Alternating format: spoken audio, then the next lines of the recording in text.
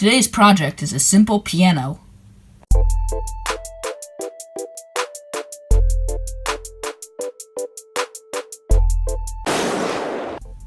Before we start, I have a quick announcement. So, over the next few weeks, like this week, next week, and possibly even weeks beyond that, I will be theming all my projects and videos around music.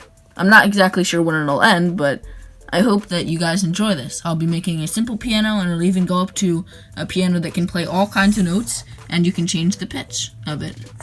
Anyway, so, let's just demo today's simple piano. So, what you can expect is just a simple song.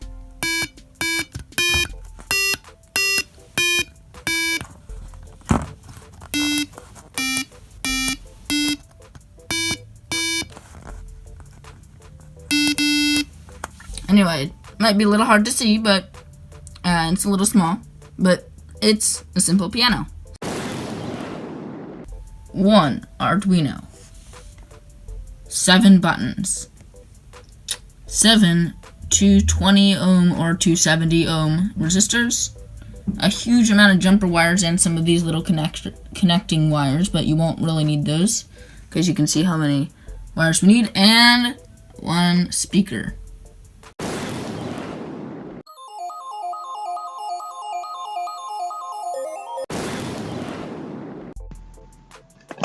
Today's code is very simple. So, above part 1, we just defined some basic notes. You can find this on the Simple Melodies project on my blog, or just click the link below this video. Now, in part 1, we set up an array with all the pins for the buttons because they won't really need to be individual. Now, we set up some notes just in an array because it's an easier format to go through because we just go through in indices or indexes instead of having to define each note down there. Now we have a piezo electric speaker, or you can just use a speaker as I did in my demonstration. Either one works.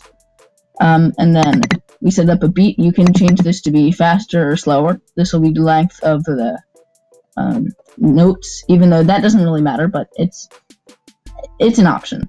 Now we have a for loop that goes through all the buttons and initializes them with pen mode and sets them all to input. And now in part 3, this is the really simple logic of it. We are in our loop function and we check each button, and we check if that one returns true. If we're trying to play that, then we just make the tone on either the speaker or the piezo. I've called it piezo, it doesn't really matter. And we go for the note that is equivalent to the button, or the note that is selected for that button. And we do it for the length of beat, even though this is not necessary. You will need this so the tone ends, but it's not really going to affect how long the sound is, but you definitely need some kind of beat. And that's it. If you want to support the channel, or you just like watching the videos, then make sure to subscribe. It helps me out, and it's as easy as clicking a button.